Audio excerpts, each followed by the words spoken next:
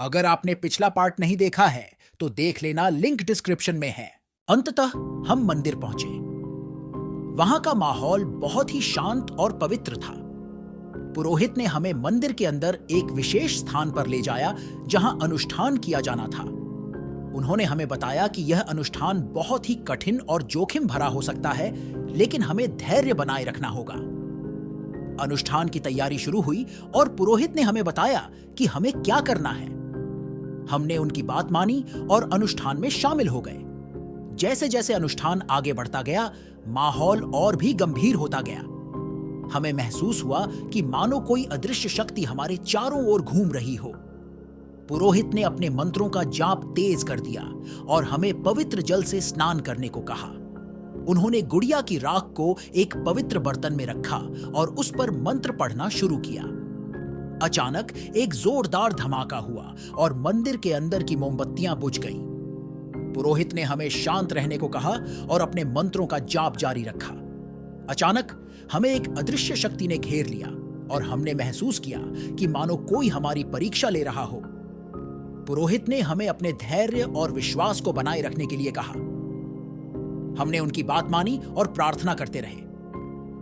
अंततः एक जोरदार चीख के बाद माहौल शांत हो गया और हमें महसूस हुआ कि आत्मा अब पूरी तरह से मुक्त हो गई है। पुरोहित ने हमें बताया कि हमने आत्मा को पूरी तरह से शांति दी है और अब हमें कोई खतरा नहीं है। हमने पवित्र जल से स्नान किया और मंदिर से वापस लौट आए। इस अनुभव ने हमें और भी मजबूत बना दिया और हमने सीखा कि धैर्य और विश्वास के साथ हम किसी भी समस्या का समाधान कर सकते हैं। साक्षी अब पहले की तरह खुश थी और उसने अपने जीवन को सामान्य रूप से जीना शुरू कर दिया।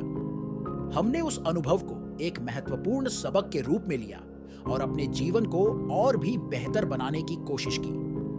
हमने सीखा कि कभी-कभी हमें अपने डर का सामना करना पड़ता है और हमें हमेशा विश्वास और धैर्य बनाए रखना चाहिए। समय बीतता गया और हम उस भयानक अनुभव को धीरे-धीरे भुलाने लगे, लेकिन वह अनुभव हमें यह सिखा गया कि जीवन में हमें हमेशा सतर्क और सावधान रहना चाहिए। कभी-कभी हमारी छोटी सी गलती भी हमारे जीवन में बड़े संकट ला सकती है।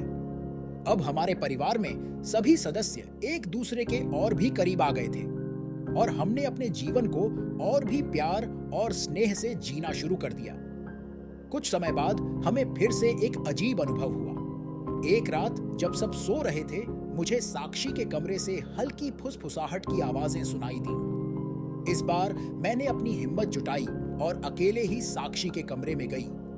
जब मैंने कमरे का दरवाजा खोला तो मैंने देखा कि साक्षी अपनी बिस्तर पर सो रही थी और उसके पास कोई गुड़िया नहीं थी। मुझे लगा कि शायद यह मेरी कल्पना थी और मैं वापस अपने कमरे में लौट आई।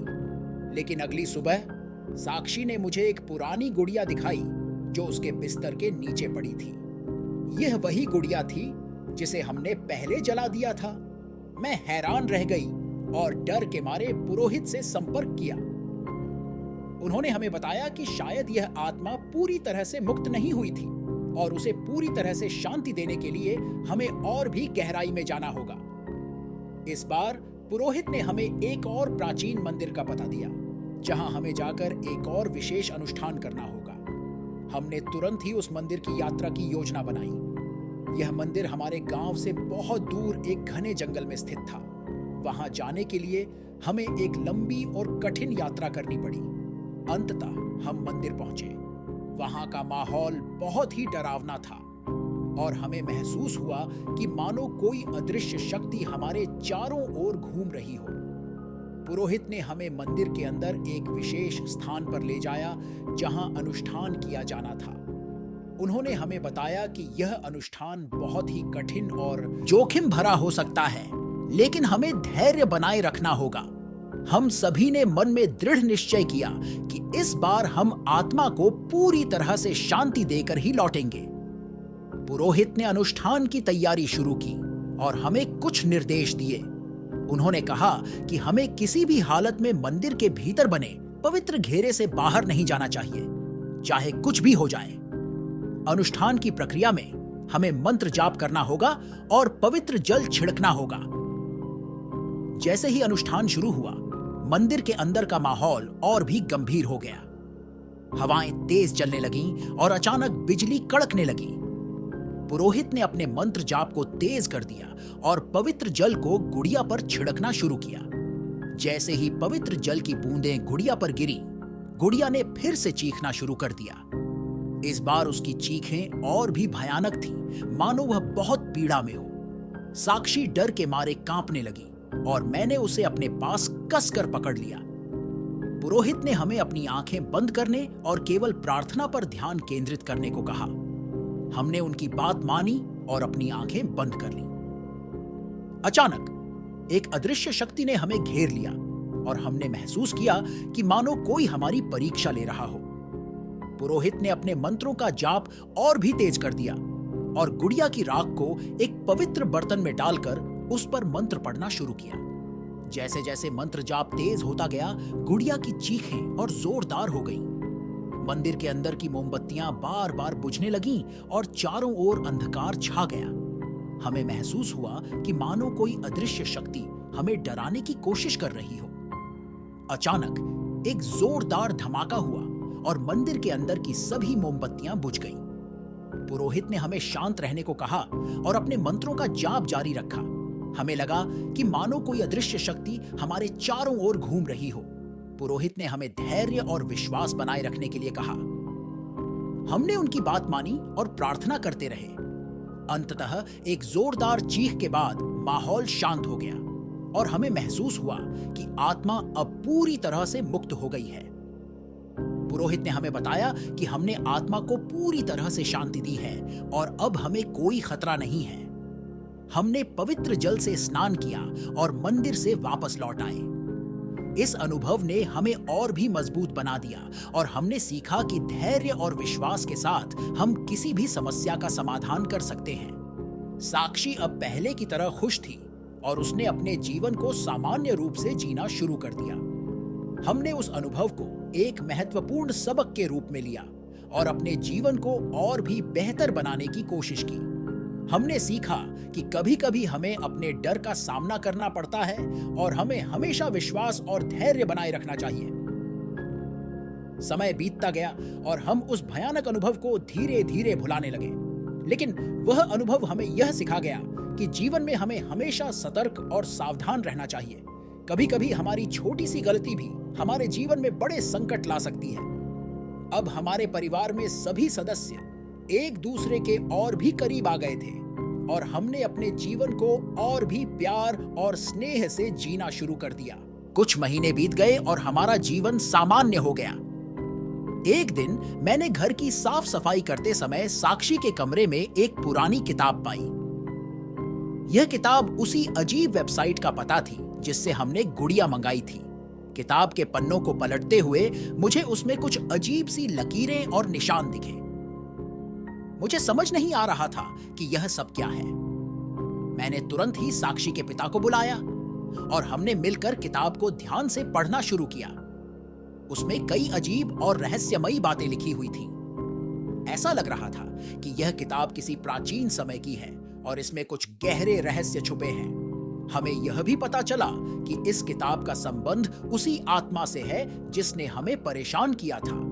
हमने फैसला किया कि हम इस किताब को लेकर पुरोहित के पास जाएंगे और उनसे सलाह लेंगे।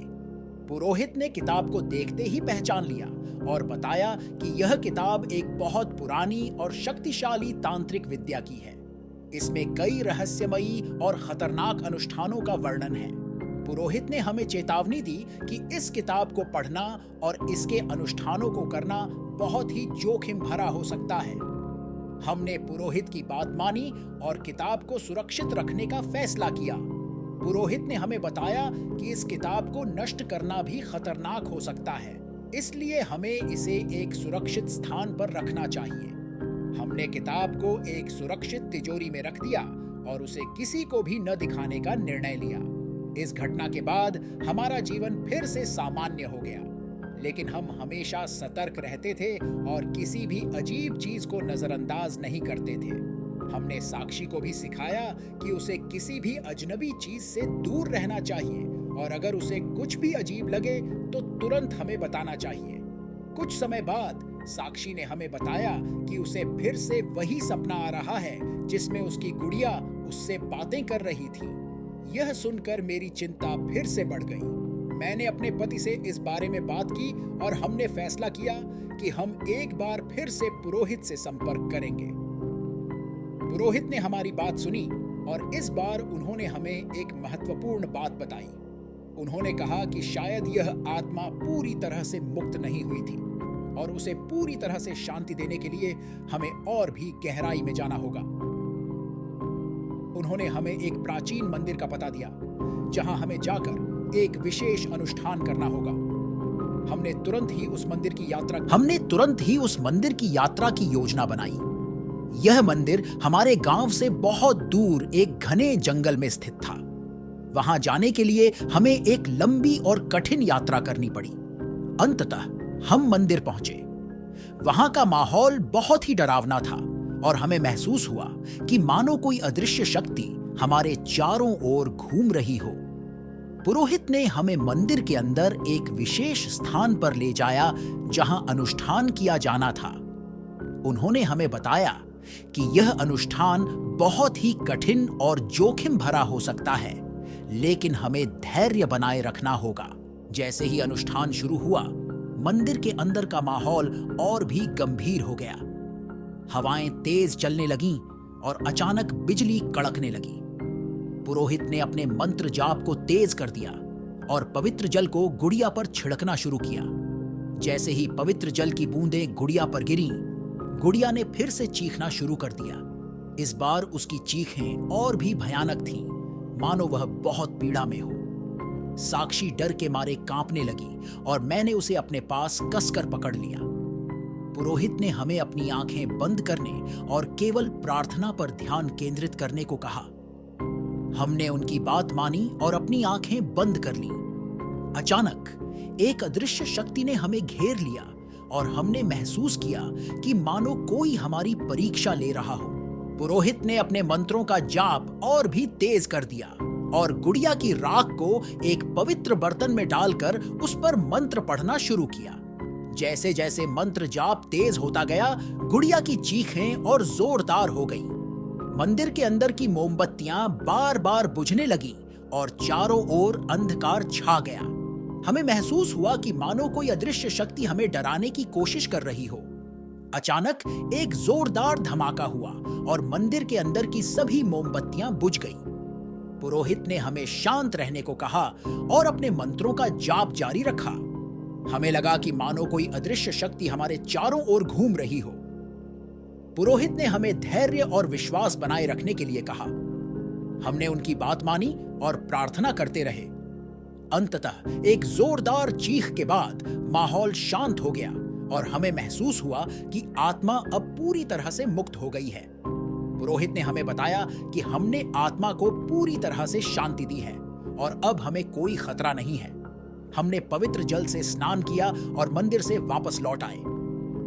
इस अनुभव ने हमें और भी मजबूत बना दिया और हमने सीखा कि धैर्य और विश्वास के साथ हम किसी भी समस्या का समाधान कर सकते हैं। साक्षी अब पहले की तरह खुश थी और उसने अपने जीवन को सामान्य रूप से जीना शुरू कर दिया। दोस्तों, अगर वीडियो अच्छा लगा हो तो लाइक, शेयर और आप कहां से देख रहे हो कमेंट में बताना। ऐसे ही वीडियो के लिए चैनल को सब्सक्राइब कर देना।